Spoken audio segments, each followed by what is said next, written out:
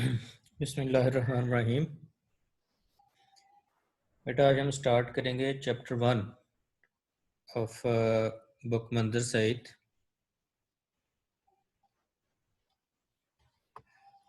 जिसमें हम पढ़ेंगे फिज़िक्स ऑफ सेमीकंडक्टर डिवाइसेस। याद रखें इस कोर्स में हम ना तो कंडक्टर्स पढ़ेंगे ना इंसुलेटर्स। दीज आर सेमीकंडक्टर्स, ठीक है। These are in between the conductors and insulators, ठीक है जी। ये पहला टॉपिक है जो हमारा, वो है resistivity and conductivity of the material. पहले तुम्हें पता होना चाहिए कि रेजिस्टिविटी होती क्या है। रेजिस्टेंस और रेजिस्टिविटी के बारे में भी आपने पहले भी पढ़ा हुआ है एफएससी में, तो हम उसको दोबारा रिवाइज कर लेते हैं।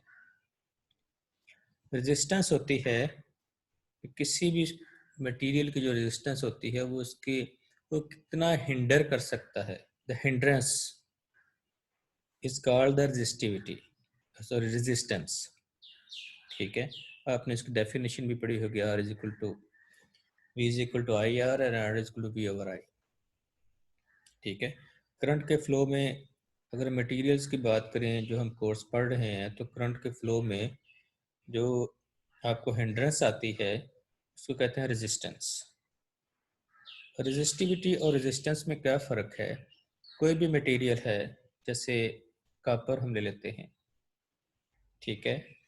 अब उसकी एबिलिटी कितनी है to resist to the flow of the current. Resistivity क्या है, एबिलिटी है, उस मटेरियल की एबिलिटी है कि उसमें कितनी एबिलिटी है कि वो फ्लो ऑफ करंट को रेजिस्ट कर सके। दैट इज कॉल्ड रेजिस्टिविटी, ठीक है। ये एबिलिटी है किसी मटेरियल की। इसी तरह कंडक्टिविटी भी एक एबिलिटी है कि कितना वो ईज प्रोवाइड करता है फ्लो ऑफ द करंट में, कितना ईज प्रोवाइड करता है फ्लो ऑफ द करंट में, यानी एक मटेरियल की कितनी एबिलिटी है to provide an ease for the flow of current, ठीक है। जैसे रेजिस्टिविटी, तो ग्रीक लेटर उसने कहा इसको रो से शो करते हैं हम, और is a measure of its ability to oppose the flow of electrical current, ठीक है। और कंडक्टिविटी क्या है, जो सिग्मा से शो की जाती है, can be defined of the material ability of a material to allow the flow of an electrical current, ठीक है, where rho is equal to 1 over sigma। यानी रेजिस्टिविटी और कंडक्टिविटी एक दूसरे का रेसिप्रोकल है, एक दूसरे का रेसिप्रोकल है। और रो का फार्मूला है R into A over L। R is a resistance of a material, ठीक है, and its length and its cross sectional area, ठीक है। तो so rho is A R into A over L, ठीक है।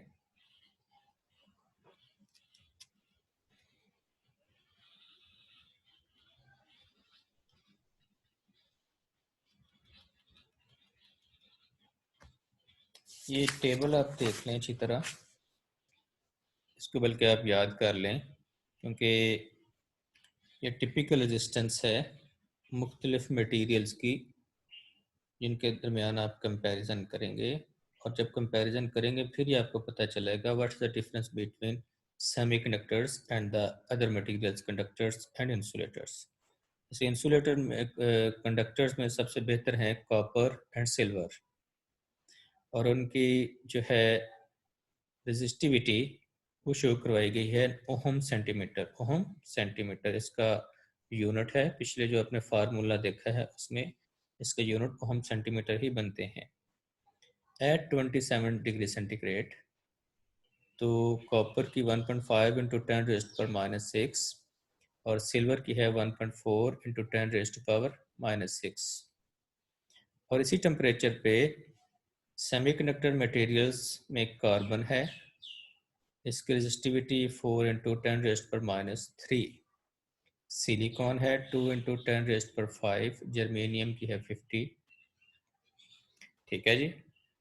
और इसी तरह इंसुलेटर्स में 10⁻18 हार्ड रबर जो होती है, ग्लास, माइका 10⁻12 के करीब है इनकी। यानी इंसुलेटर में रेजिस्टिविटी काफ़ी ज़्यादा है और कंडक्टर्स में तकरीबन ना होने के बराबर है, यानी बहुत कम रेजिस्टिविटी है। ठीक है जी।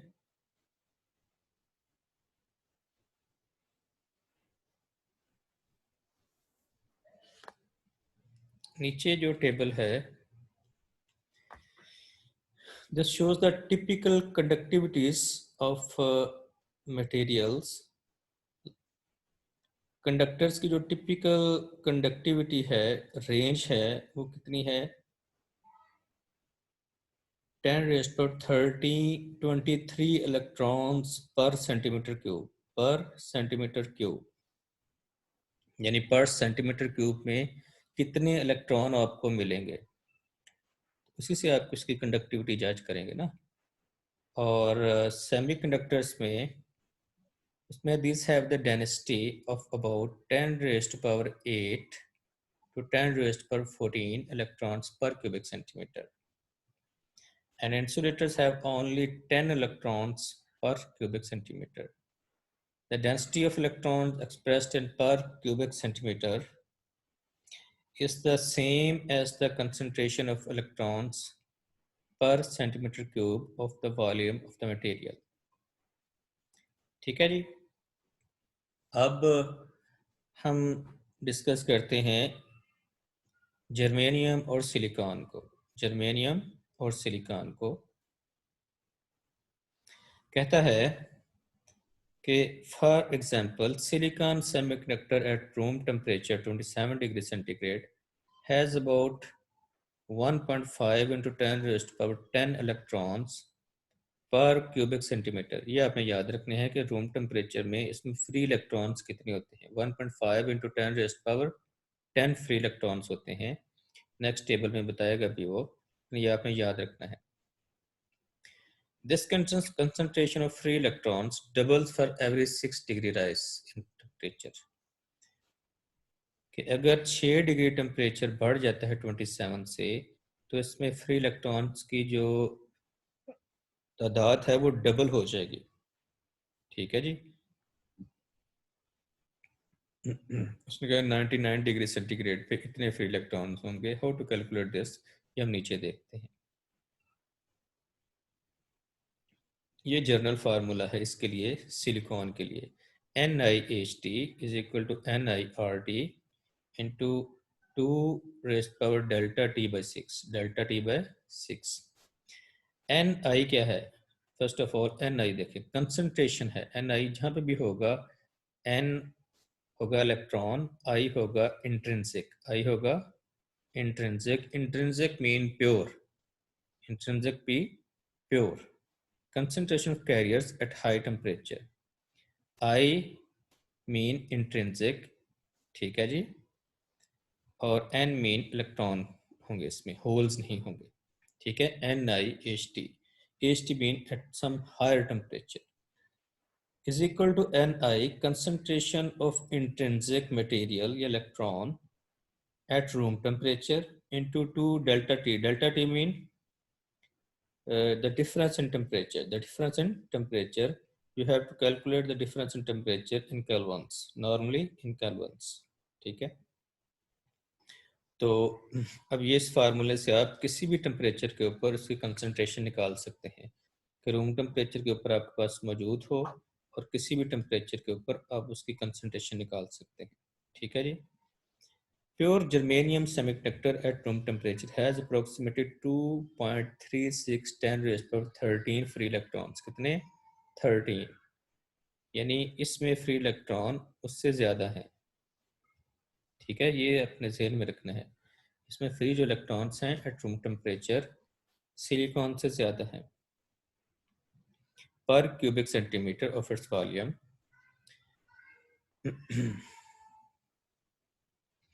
इसमें क्या है, इसमें हर 10 डिग्री राइज इन टेम्परेचर जो होता है इसमें फ्री इलेक्ट्रॉन्स की तादाद डबल हो जाती है। उसमें 6 डिग्री राइज के ऊपर डबल होती थी और जर्मेनियम में 10 डिग्री टेम्परेचर के ऊपर डबल होती है। ठीक है जी।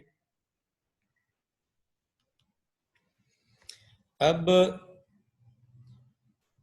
अगर जो है वो कंडक्टिविटी बेहतर है जर्मेनियम की, तो क्या हम जर्मेनियम को ज़्यादा प्रेफर करेंगे या सिलिकॉन को प्रेफर करेंगे? आंसर इज दैट कि we will prefer silicon. But why? Silicon को इसलिए प्रेफर करेंगे कि अब जब हर 6 डिग्री के बाद उसमें कंसंट्रेशन डबल होती है तो फ्री इलेक्ट्रॉन्स की तादाद उसमें बढ़ती है, लेकिन जर्मेनियम में ज़्यादा तेज़ी से बढ़ती है क्योंकि उसमें पर क्यूबिक सेंटीमीटर पहले ही फ्री इलेक्ट्रॉन की तादाद ज़्यादा है। अब फ्री इलेक्ट्रॉन्स की तादाद बढ़ने से आपको यही लगेगा कंडक्टिविटी बेहतर होती है तो हमें यही इस्तेमाल करना चाहिए। नहीं, अगर हम कंडक्टिविटी को ही इस्तेमाल ज़्यादा करना चाहते हैं then we have no need of semiconductors, हम कंडक्टर्स यूज़ कर लेते हैं। ठीक है, हमें कंडक्टिविटी इन बिटवीन चाहिए इंसुलेटर और कंडक्टर्स के दरमियान की, जो कि सिलिकॉन की जर्मेनियम से ज़्यादा बेहतर है, specially at high temperature. Specially at high temperature, high temperature के ऊपर जर्मेनियम जो है वो कंडक्टर्स की तरह बिहेव करना शुरू कर देता है, और जो हम सेमीकंडक्टर से प्रॉपर्टीज़ चाहते हैं, जो काम लेना चाहते हैं, वो हम नहीं ले सकते। इसलिए वी प्रेफर जो है हम करते हैं सिलिकॉन को। ठीक है, और बाकी कार्बन या ग्रेफाइट जो इस ग्रुप से बिलोंग करते हैं वो एक्सपेंसिव हैं, इसलिए हम उनको इस्तेमाल नहीं करते। ठीक है, ये सिलिकॉन सिलिका से हमें मिल जाता है और ये आसानी से अवेलेबल है और cheap source of semiconductor devices है। ठीक है जी, ये हमारा टॉपिक है 1.1। 1.2 है एटॉमिक स्ट्रक्चर, इसको हम नहीं पढ़ेंगे, ये अपने एफएससी में पढ़ा हुआ है, इसको आप खुद कर लीजिएगा। ठीक है जी, अगर आपने उसको रिवाइज करना है तो खुद कीजिएगा। हमारा ज़्यादा कंसर्न जो है वो सेमीकंडक्टर डिवाइसेस से है। इसमें सिर्फ हम जो पढ़ेंगे टॉपिक 1.2 में only the definition of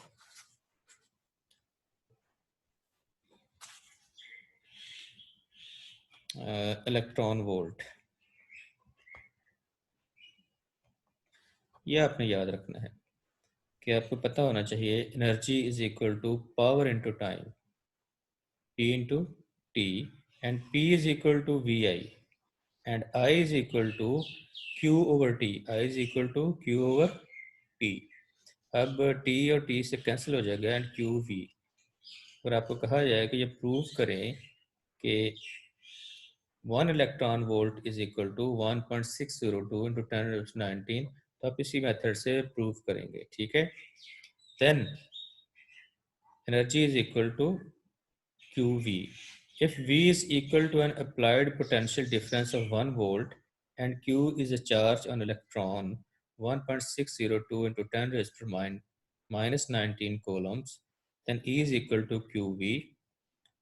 This multiplied by 1 coulomb is equal to 1 electron volt, is equal to 1 electron volt, and where CV stands for coulomb volts, या फिर इसको जॉल्स कर देते हैं। ठीक है,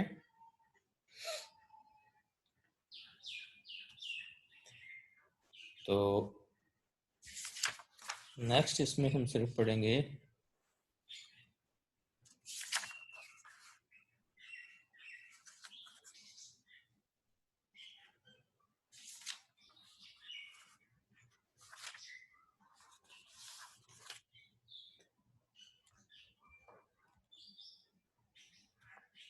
द कंडक्शन बैंड। इसको मैं इधर पहले सेव कर लूँ, फिर दूसरी रिकॉर्डिंग में आपको कंडक्शन बैंड से शुरू करेंगे।